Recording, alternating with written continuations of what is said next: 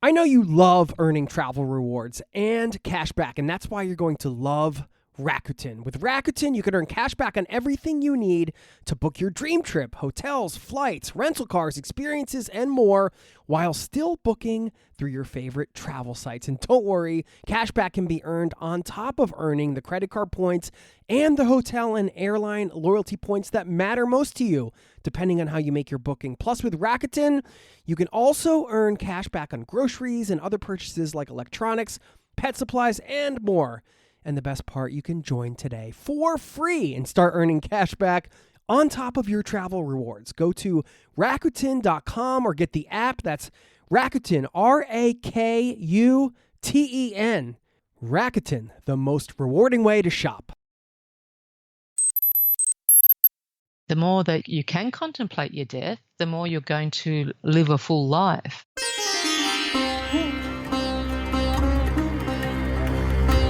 You're listening to the Zero to Travel podcast, where we explore exciting travel-based work, lifestyle, and business opportunities, helping you to achieve your wildest travel dreams.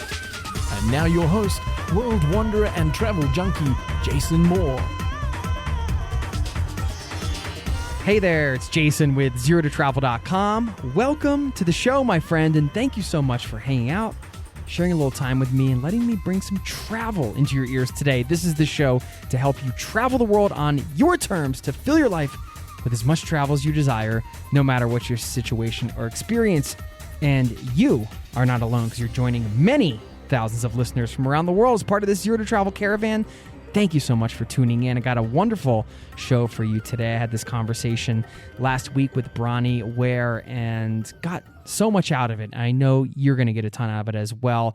As you heard the quote at the top of the show, yes, death. What a surprising tool that you can use to live a full life with travel. We talk about that. We talk about trying to fit into a box where you don't belong, and how can you shift your life if you're in that situation.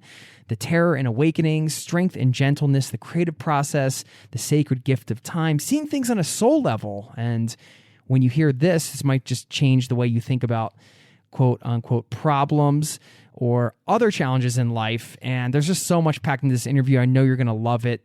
And before you pop your headphones off and get going onto your next thing, whatever that is, stick around for the outro, because I got to shout out somebody here in this community. Without further delay, I want to get into this interview with Bronnie. She's a gentle rebel. I loved this chat. I know you're going to dig it too. I'll see you on the other side.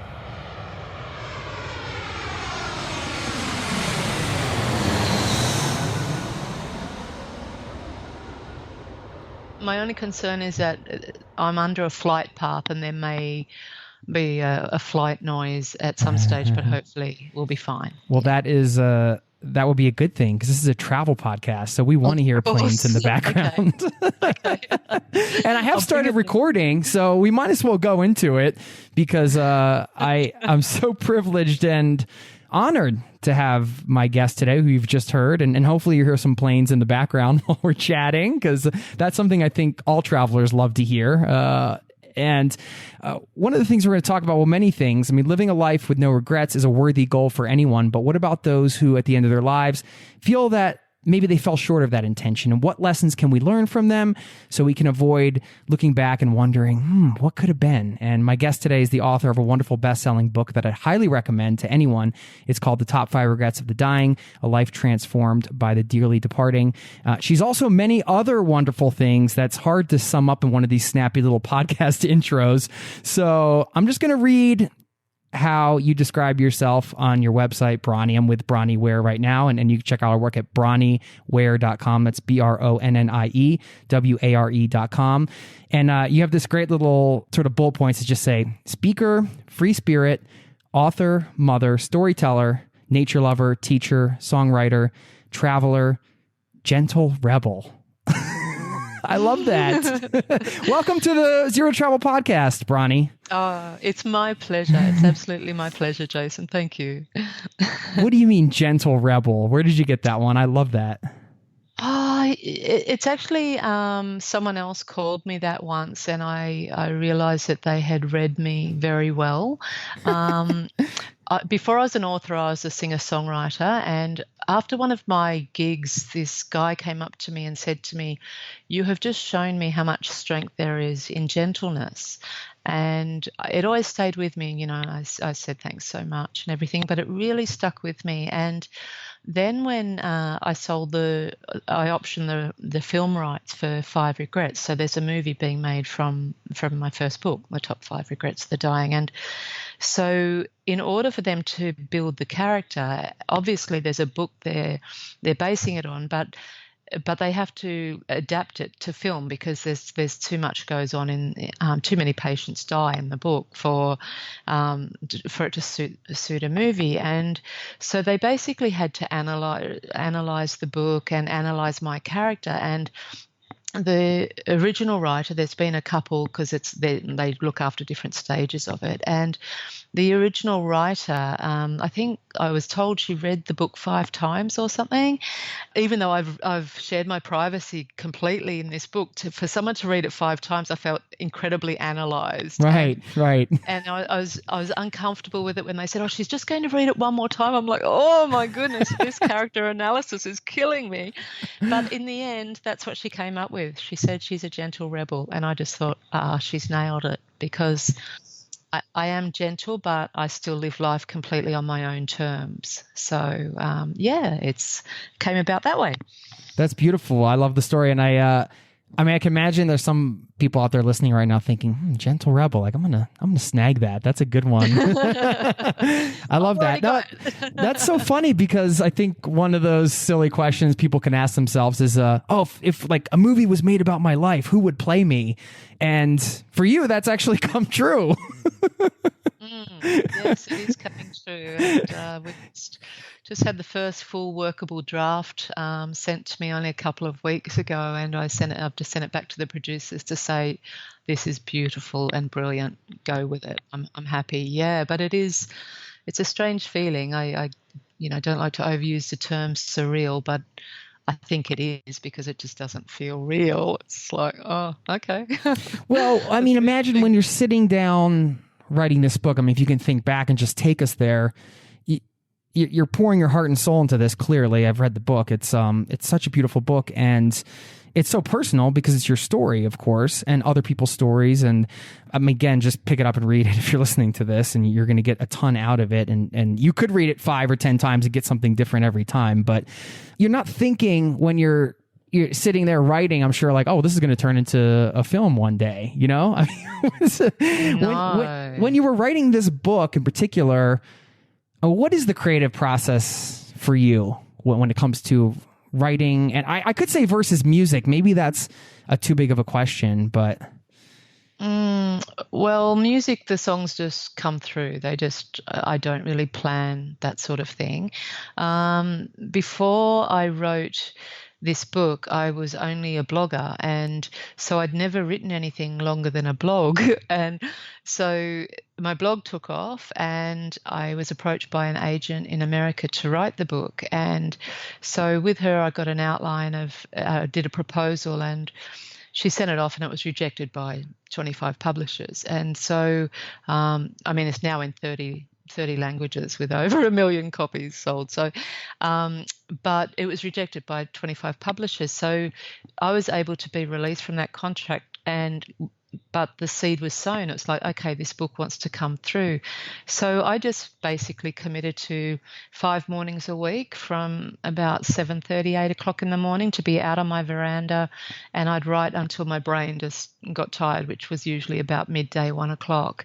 And I was living on a farm in a little shack on a 2,000-acre farm right by a creek. And yeah, so I just committed. I thought, okay, I'm going to write this book. But because I'd only ever written articles before or quotes, I love writing inspirational quotes as well, I sat down and I started to write, and I got about a page into it, and I thought, holy dooly, this is going to be a long process. Like, this is actually going to take me a while. It just kind of hit you all of a sudden? Yes, yeah. Now I know I've written 3 books, but it was sort of like, oh, you're not actually going to be finished this in a short time, Bronnie. So, it was a 6-month process of writing it and then refreshing it and editing it myself and all of that. And so it's been, it was a beautiful process, and especially because I didn't have any idea where it was going. And so I wasn't held back by the fear of how it would be received. It was just like, okay, life's calling me to write this book.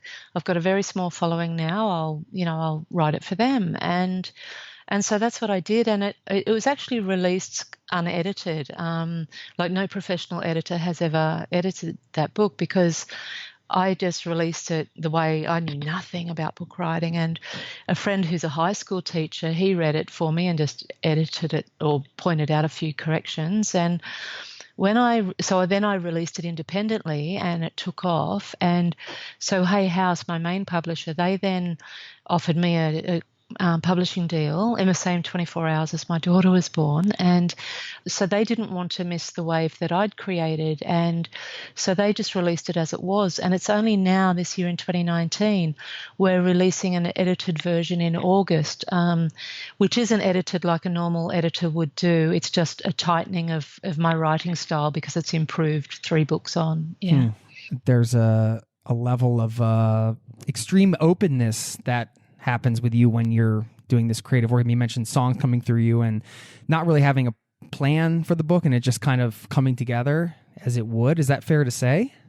Yes, yeah. Because I had the proposal done with the agent, I had a basic outline that was it. I had no idea. I certainly didn't see where it was going to lead. No, I just write it like I'm having a chat with you, Jason. I just sit down and start writing and let it go. See where it goes. Yeah. It sounds like nature's a very important part of your life and drawing inspiration from that. And you mentioned being on a 2,000-acre farm when you were writing this book.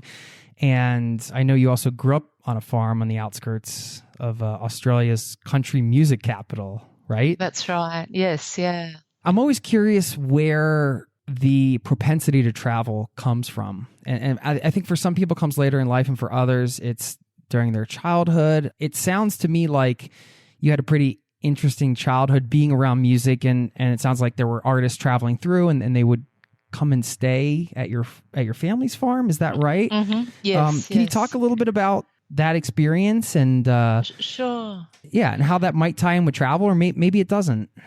I think it did plant seeds. So my father was the first lead guitarist in Australia. This is back in the 50s, and he and in those days there was no one to compare it to. He sort of just got a reputation as a brilliant lead guitarist, and he was backing all sorts of musicians, and it got to the point where he was backing the most famous country musicians in the country. And him and Mum actually met that way. She was a singer and he had to back her on a live radio show.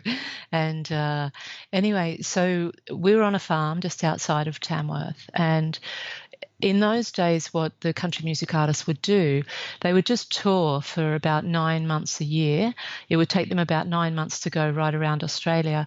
And then they'd spend about 3 months just settling down and writing new songs for the next tour and the next album.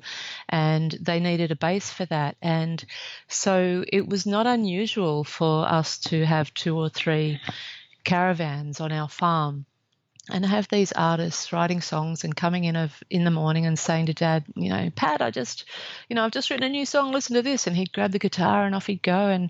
And so it was a funny sort of setup because us children weren't really included in it. My dad was a little bit closed and exclusive with his music around us kids. And I mean, we loved the visitors and we were included in that. But when they got into their music sessions, we just had to just go off and play. And, there are a few of us. So we did. And we're on a farm, so there was always plenty to do. But then they'd disappear. Then they'd go off traveling again, and maybe a new one would come, or for some of the year there'd be none.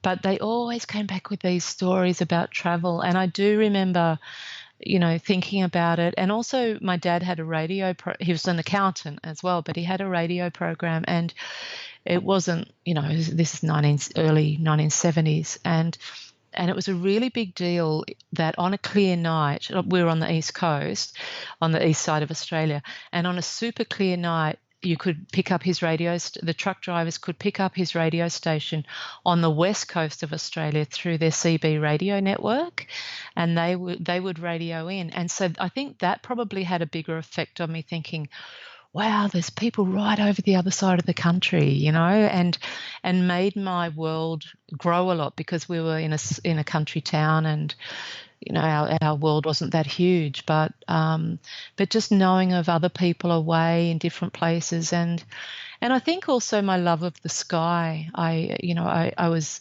on my horse under the sky, this massive, big, uninterrupted, wide open sky, and I think that love of the sky also sort of pulled me, because I remember thinking maybe as a young teenager, thinking, I wonder what the sky would look like in a different country. You know, things like that. Yeah. So I guess those seeds were planted from an early stage, even if I wasn't super conscious of them at the time. I just knew that as soon as I finished school, I was out of there. Yeah. I feel like music has so much travel in it, because that's part of the job at some point. And maybe not the first album, but if you become a touring musician, I mean, even if you're just playing in pubs in your hometown or whatever, you're getting these experiences, you're traveling around, you're going to different places. How does that not get infused into your work? Yeah. You've put together 2 albums, right? I mean, you have 2 full albums on Spotify. They're Songs for the Soul and Sun Showers, correct? Yes. I mean, how much did travel influence your music? Did you do a lot of songwriting while you were traveling?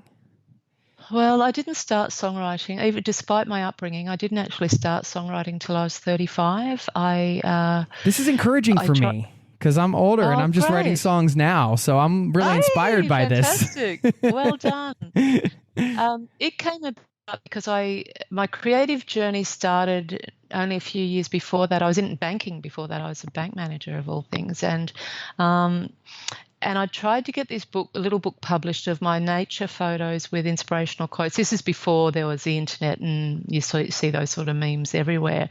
And I was trying to get a little gift book of nature photos and inspirational quotes published. And in the frustration of not being able to get it published, a lot of people said it was great, but their colour quota was full for the next 3 years or whatever. This is like around 98. You know, or from 98 to 2000, it was a few years I tried to get that book published. And so it was in the frustration of that I actually picked up the guitar and thought, I'm going to write a song. And I could hardly play. I had a guitar because I thought it was cool, but I could hardly play it. And they are cool. Once I'd written they're incredible instruments. So, yeah, then I sort of realised, okay, well, maybe I'm actually meant to be a songwriter. And so at that time I was just doing like open mic nights and songwriter nights at local pubs. But as I improved and I had a lot of performance nerves to work through, it took a long time. And once I got through all that, I started getting accepted into little folk festivals. And so it did get to that point where I'd think, where haven't I been for a while? And then I'd Google, and by then the internet's in, and then I'd start researching about what festivals were in that area. And so I would apply for festivals where I wanted to travel to within Australia. And I still do that a little bit with my speaking gigs. I don't do heaps of speaking, and a lot of them are private gigs where people approach me for private functions. But there have been times where I've thought, okay, what countries do I want to go to? Okay, let's see if I can set up a speaking gig there. That's a great way to do it. Yeah. Yes, it's wonderful. Why not? I mean, you get to share your message, and also you get to see a new place that you want to see.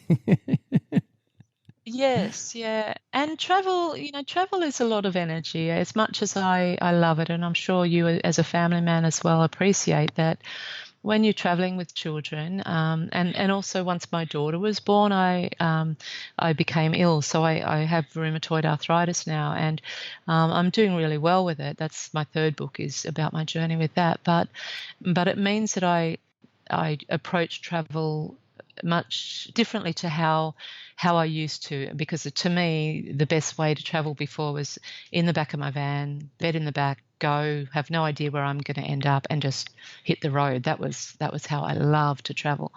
Whereas now I'm on Airbnb looking for comfort and getting a flat as close as I can to the nearest organic supermarket, and, Googling those, doing research on those sort of things. Yeah. It's crazy how it changes. Yeah. I mean, this is my first big trip with my kids. So as of the time of this recording, we're in Colorado, but we've been visiting in Florida, and then we went to Mexico, and now we're here. And just, I hear you. I mean, you need that little bit of comfort sometimes. Yes, you do. But I also, sometimes longing for the days of the back of the van or that type of scenario. And it's okay. It's okay to long for it. It's okay to realize, okay, well, maybe a part of me will always long for that. Right. Yeah. Well, I mean, the spirit of that kind of stays with you. We'll get back to the interview in just a moment. I know you love earning travel rewards and cash back, and that's why you're going to love Rakuten. With Rakuten, you can earn cash back on everything you need to book your dream trip, hotels, flights, rental cars, experiences, and more, while still booking through your favorite travel sites. And don't worry, cash back can be earned on top of earning the credit card points and the hotel and airline loyalty points that matter most to you, depending on how you make your booking. Plus, with Rakuten, you can also earn cash back on groceries and other purchases like electronics, pet supplies, and more. And the best part, you can join today for free and start earning cash back on top of your travel rewards. Go to Rakuten.com or get the app. That's Rakuten, Rakuten. Rakuten, the most rewarding way to shop. Now, back to the show. I want to talk about your time living nomadically, I guess I would say, maybe kind of traveling around a bit, it seems. Before we get into that, I just had one more question about something you said when you talked about embracing yourself as a songwriter. And I think this is one of the more difficult things that a person can do when it comes to accepting a new path, even though there's might be a lot of self-doubt around it. I just wanted to get your advice on clearing that hurdle, because I mean, I know from personal experience and just through conversations that there's a certain, I don't know, sometimes it feels like there's a certain switch that could flip where you go from kind of like, hey, this isn't like, I can't really do this, I'm just faking it, who am I to do this? And then you can cross over to, all right, I'm going to embrace it. And I think you even use that word, like embracing that you were a songwriter. What kind of advice would you give around that? Well, I think that remembering that everyone has to start somewhere, and in terms of, say, learning guitar or becoming a songwriter, we'll use, that's a great example. So there are some people who are prodigies and who master it straight away. There are others who grow up where it's all around them, and so they're playing guitar from when they're 6 or 7 and they're encouraged and all the way through. But in my experience in the music scene, I would say that would be probably 10% of people. So, well, certainly it was in the scene I was in, 10, 15% of people. That means at least 85, 90% of people have probably also had those thoughts, thinking, oh my gosh, I'm no good at this. Who am I to think I could do this? I'm too late starting in life to try these skills or whatever. But you can't lie to your heart. I mean, you can try, you can distract it through busyness or addictions or whatever. But ultimately, if the heart has already let you know, I think I'd like to, have more music in my life, then there's going to come a time where you're either going to have some really severe regrets because you have left it too late, and too late is only that, you've got to the end of your life, because you can pick up a guitar at 70 and learn to play if you really have the commitment, or you get on with it. You either have the regrets or you say, I don't want to regret this. I'm scared. I don't think I'm qualified to even try this. It's a whole different direction in my life. I don't have time. I don't have, all these excuses. But then you can just stop and think, okay, but if I don't do this, am I going to regret it? Because ultimately, you're going to die. I'm going to die. You're going to die. This is the bottom line of the way I live my life. Okay, I'm going to die. I'm on limited time. Every single day I'm living right now is an incredibly precious gift. The longer I delay something, and it doesn't mean forcing it and having an urgency that makes you not enjoy the present moment, but having an awareness that time is ever decreasing sort of gives you the courage and the confidence to have a go anyway. And so, yeah, I would just say, don't overthink it. If life is giving you a way to bring more joy into it, which music will definitely do, then why would you try and talk yourself out of that other than through lack of courage or lack of, confidence? And those things can grow one step at a time. You don't have to be Mark Knopfler or Eric Clapton playing guitar like that, or singing as well as Bonnie Raitt or whatever straight away. You don't have to. You just start one step at a time, learn a few chords, get around a few campfires, sing a couple of Johnny Cash songs, and you're on your way. That's a good enough place to start.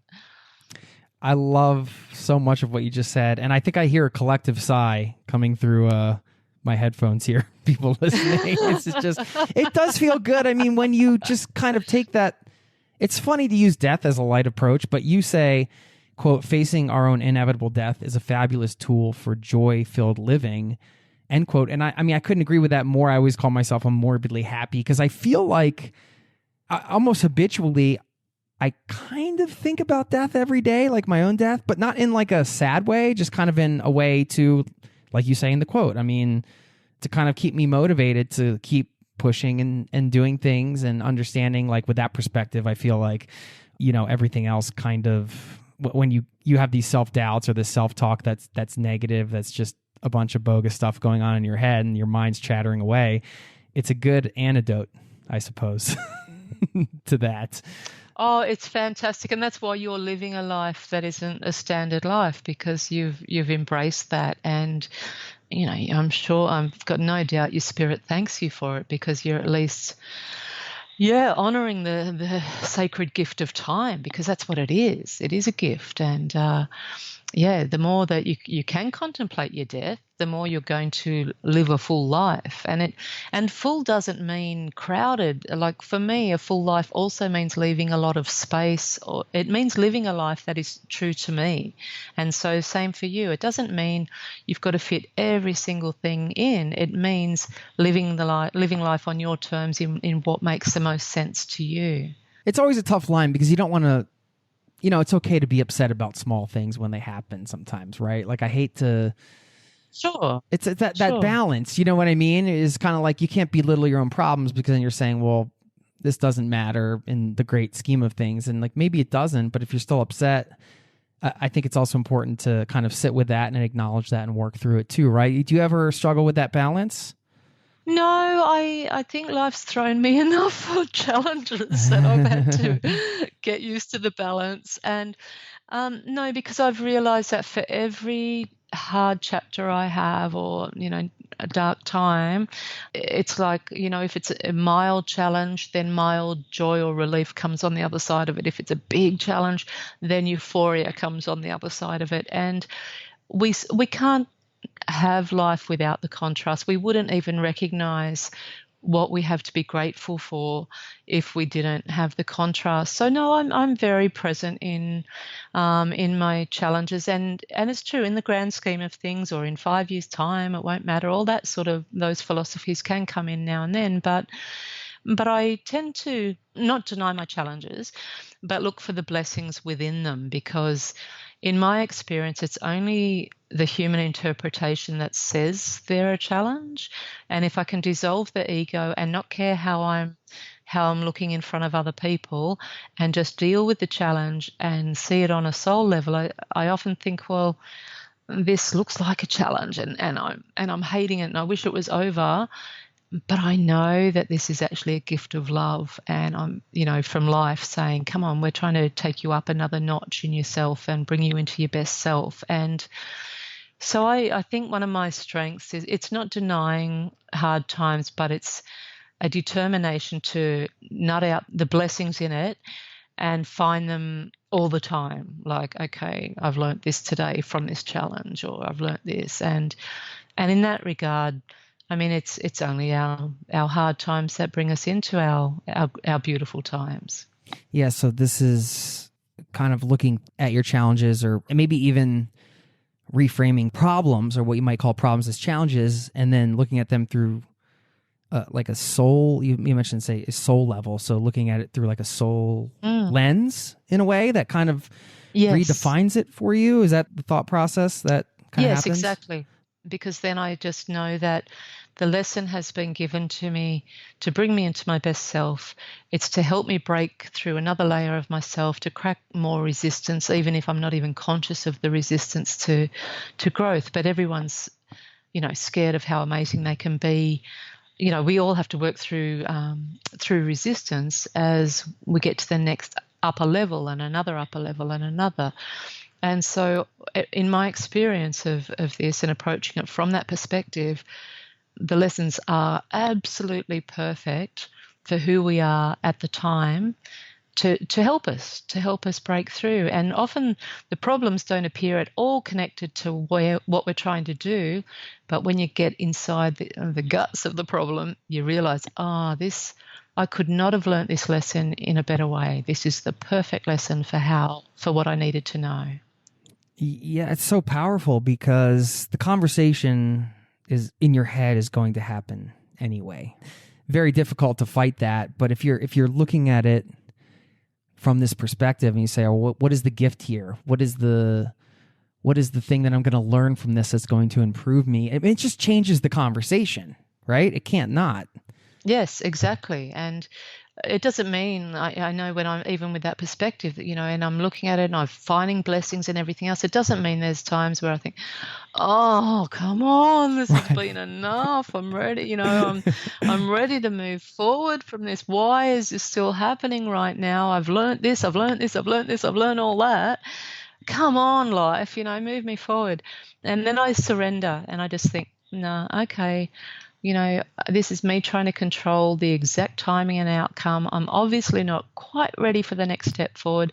And then, of course, when it all falls into place, you say, now I get why it wasn't ready a month ago, or why this didn't happen for a few weeks or whatever. And I've learned through my own experiences with these philosophies that the more I can surrender and trust in the lesson, the less I see it as a problem. I see it as an inconvenience often, but I don't often see it as a really big problem. I just think, okay, what have I got to learn here? Yeah. No, I mean, it's a beautiful way to go through life. I mean, if you can foster those more productive conversations and self-talk, good has to come out of them. I mean, it sounds like you said, I mean, there's nobody's perfect. It doesn't mean you're never going to be frustrated, or, you're never going to feel, beat down or have a down day or whatever. But overall, it's a powerful way, I think, to kind of approach life, which is, I appreciate you sharing kind of that process, because I think it's super helpful for me and a lot of other people as well that are listening. You were working in banking, you mentioned, and yes. it was interesting because you have all of this artistic stuff that you've done, right, with your books and your music, and you mentioned your dad, that he was an accountant, but then he had this other side where he was lead guitarist for all these country artists and this radio program, and almost not similar, but in a way, get this one foot in this sort of stable financial, right, and then your other foot's in the creative pool. Yeah, I am. I'm my father's daughter, whether I like to be or not. I was the same. I pretty much did exactly what he did. I had a love for numbers, which he loved, so he was an accountant, and I love numbers. I went into banking, and then, but I didn't recognize the creative side in me until I was 30. And it was only my great unhappiness in banking that led me to realizing, maybe I might be one of those creative types. Right. I'm trying to fit into this box that I don't belong. Yes. And then it was just the pain of trying to fit into that box was just so unbearable finally that I just thought, I might be an artistic person. Yeah, maybe I am. And it was such a freedom and an awakening to to realize that. But it was also terrifying because I didn't know where to start with that. But you just take the first step and then the next one and the next one, and life will hold your hand and take you along. So was that first step for you travel? I mean, did that sort of kickstart your extensive travels after quitting that job? No, my restlessness was the kickstart of my travel. And because even within the banking industry, I was moving from town to town at least every year or so. And so I sort of felt as soon as I got to know a town and all the back roads and all the day trips and everything else, then it was like, well, why would I stay here now? I'll move somewhere else. And so I did that, and sometimes with a partner, sometimes without. And when I was writing Five Regrets, it had been 27 years since I'd left my parents' home. And I think in that time there'd been one place I'd stayed 2.5 years and one place I'd stayed 2 years, and nowhere else was over a year and a half in 27 years. And some of them were 3 months, like that was gauging it from 3 months upwards. So, yeah, it was huge, the amount of places I lived, just because I'd think, well, I know this place now. What's the point of staying? I'll go somewhere else. And that sense of discovery and getting to know your way around and testing your sense of direction before Google Maps, and just challenging yourself to see what you could rise to was something that I used to love. Do you think that that's something that's comes out of your personality? And I mean, we are not going to get into like the nature versus nurture question, but I guess where I'm going with this is, or do you think that's more of a soul spiritual kind of feeling? Because I mean, you have a quote here from the book that said, drifting suited me. There was a great freedom in it, but even freedom has its price. Everything has a price. Missing my own kitchen was what usually made me want to settle again for a time. I can relate to that. But, yes. This sort of soul level feeling that I need to like keep moving around and checking places out, whether you're doing it, on a multi-month or multi-year backpacking trip around the world, or whether you're moving from town to town every year and a half. I feel like a lot of travelers can relate to this feeling of needing to be on the move. What do you think? Where do you think that comes from? Yeah. Well, I'm sort of different in the way I approach travel now, but there's two sides to it, I think, and there were for me, and I think it can be two sides for a lot of people.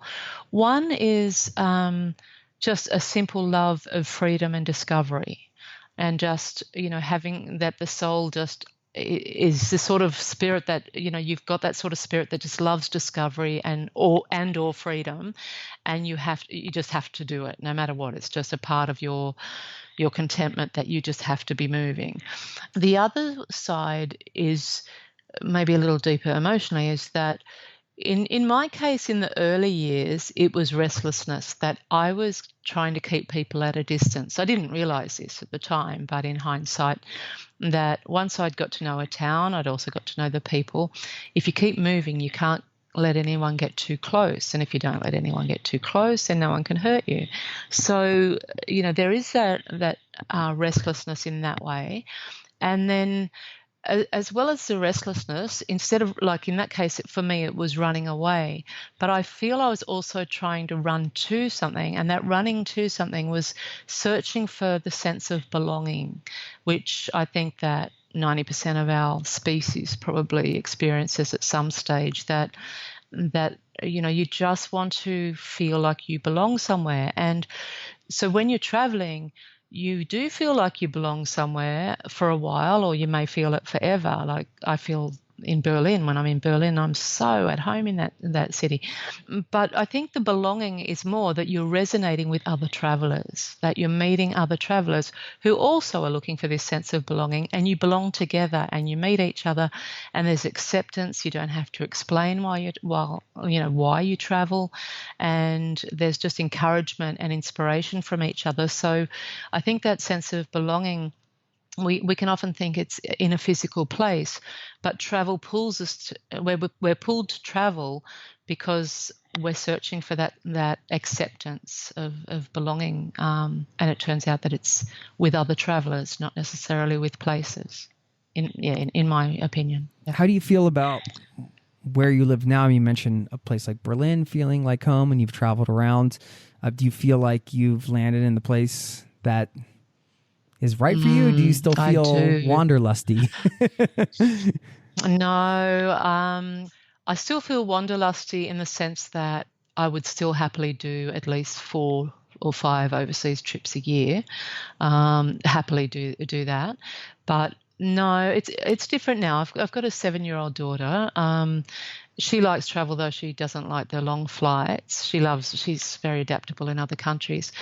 But I'm also in a place in myself. I'm in my 50s now, and I'm just a different person. I'm very grounded. I've had a big journey through being sick and healing through that. And I've also, I'm on the other side of menopause. And for a lot of women, that does give you such a good sense of self and knowing who you are and everything else. And so the restlessness that I had is very foreign to me now.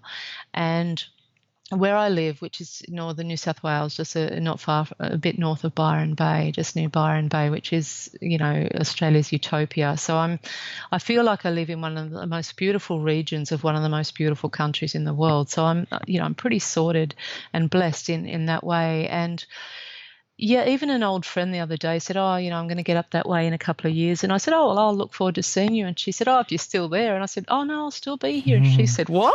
Yeah. And I said, yeah. And I've actually been in this area now for 5 years, and I had lived here before as well, like 15 years before I returned to it.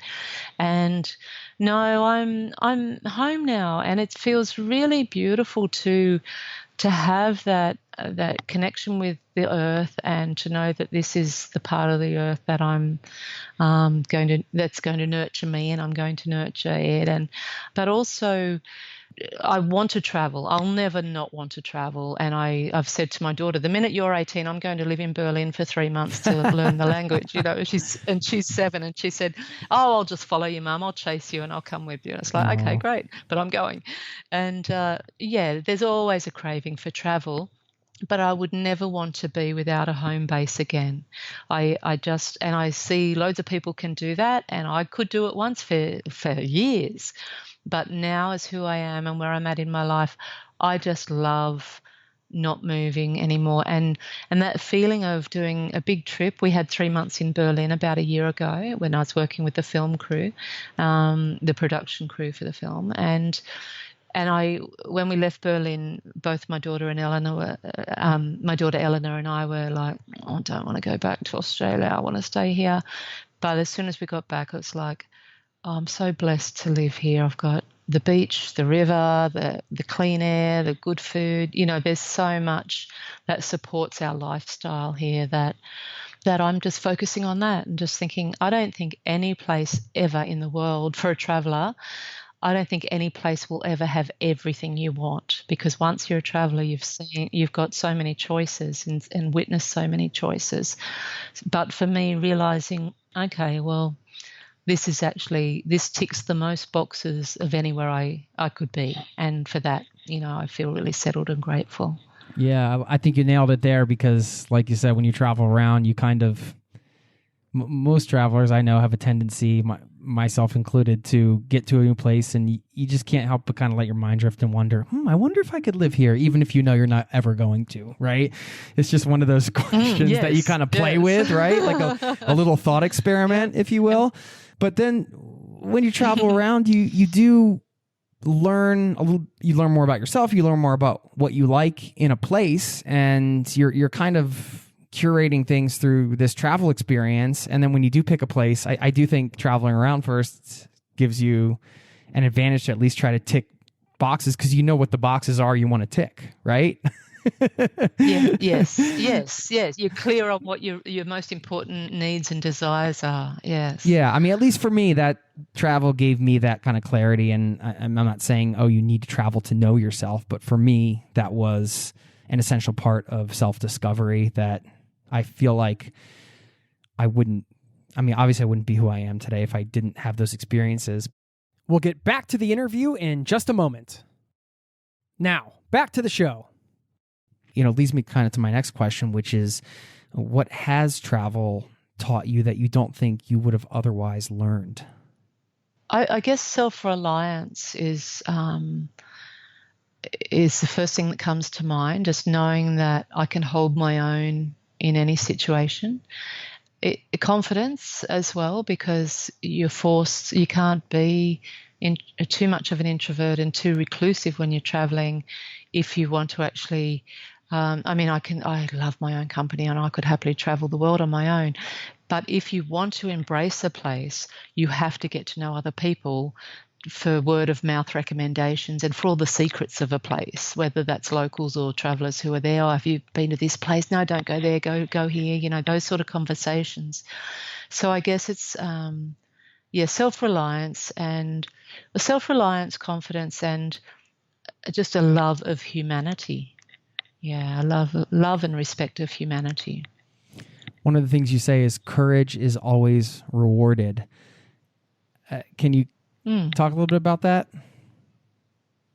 Okay, so in my experience, it is. Courage is always rewarded. So when life is testing us and we just stay committed to what we're guided to do, not sort of giving in to fear and sometimes to logic, like if our heart's telling us to go in a different direction, and we have the courage to keep following our heart, whether that means putting yourself out into the public eye when you really don't want it, or whether it means traveling to a country you've never been to and you're not quite sure what your first step is off the plane.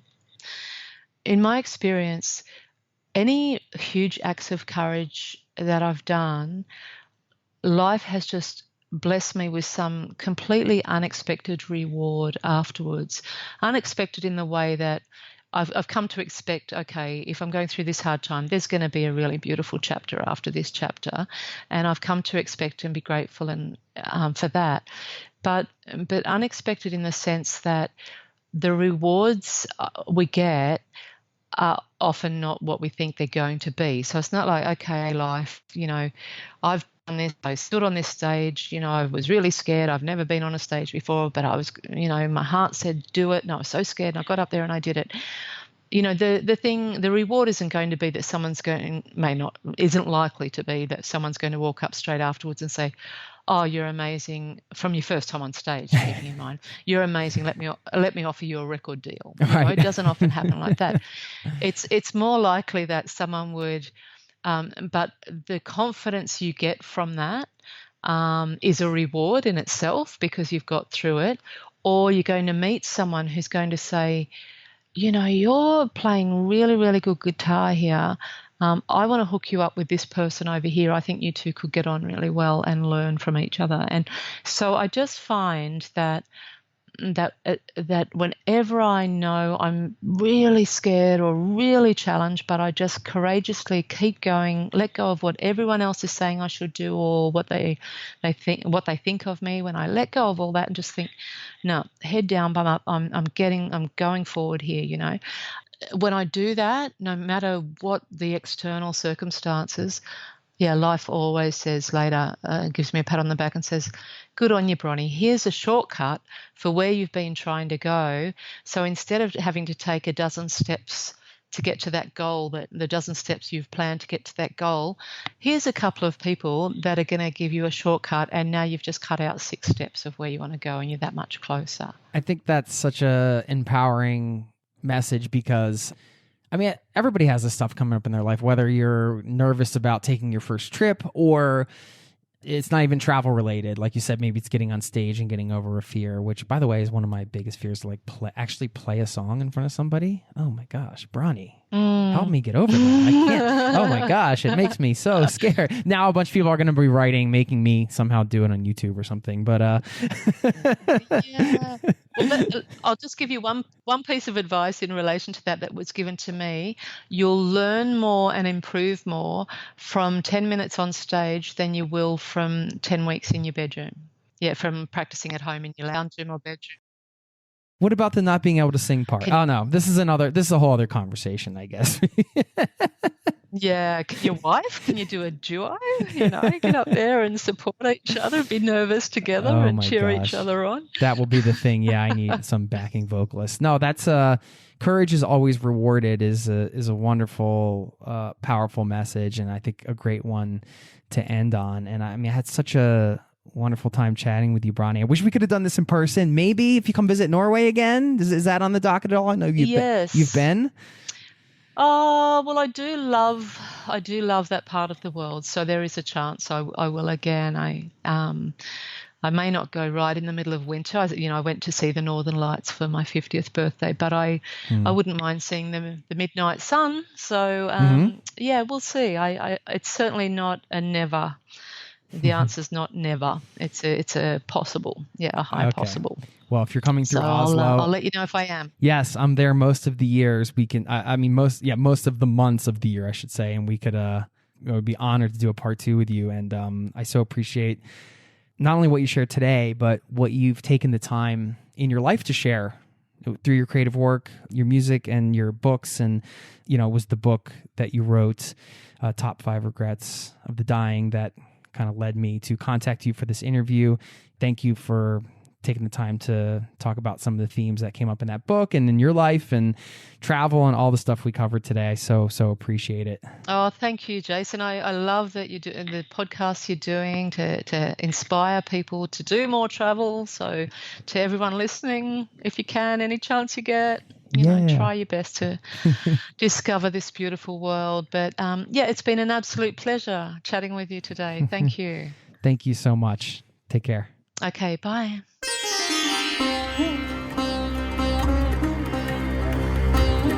There you have it. Hope you enjoyed listening in on my conversation with Bronnie.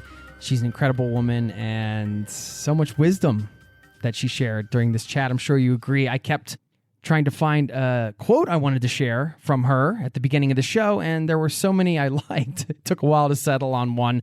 She gave me so much to think about, and maybe you feel the same after listening in. I'm going to continue to think about death a lot. I know it sounds so bad, right? But it is a good motivator for living. And if you ever need some extra push to get you out there traveling the world, just remember you are going to die.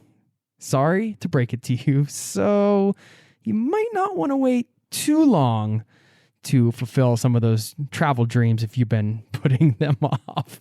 It is a great motivator and nothing to be sad about. We don't have life without death, and that is a part of it, and it makes you value your time even more. And what I value is your time being here, being a listener to this show. And I have to give a shout out to everybody and anybody who's written me a postcard ever. Thank you so much. And I want to share one from Leo, and this really warmed my heart. He said, "Hello, Jason. I can't believe it's been over 3 years since I discovered your podcast. Since then, I've been to 8 countries and have been traveling over 2 years. Your podcast gave me the knowledge and confidence to take that leap of faith. I continue to be a listener and love the value you give. Keep up the amazing work." Thank you, Leo. And I didn't read this one because he says a lot of nice things about the podcast, although he did, and I appreciate that.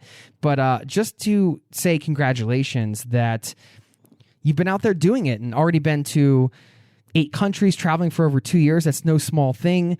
It's not always easy to keep going, to keep traveling and to make it sustainable. And I don't know how you've done it, Leo. I don't know which advice you've taken from which guests on the show, but I'm really super proud and humbled that this podcast played some part in your journey and that you are out on a journey. And that's, of course, the goal of this show, to get people out there exploring, seeing the world. And, travel just makes the world a better place. And I truly believe that. And that's what this show is all about. And this is a community-powered show. This is not my show. This is yours. So if you ever want to get in touch, postcards are always nice. You can always email me to jason@zerototravel.com, because I love to read all of your emails and hear your stories and hear what you're up to and hear your struggles and your wins and your setbacks and your current travels or whatever you want to share. Just reach out. I would love to hear from you, and I love that two-way conversation. Even though I'm here talking into a microphone, I love to hear back from you. So just get in touch if you haven't done that. I'm going to leave you with a quote from Norman Cousins, who said, "Death is not the greatest loss in life. The greatest loss is what dies inside us while we live." Thanks again for listening, and I'll see you next time. Cheers. This podcast has been brought to you by ZeroToTravel.com. Ideas and advice to make your travel dreams a reality.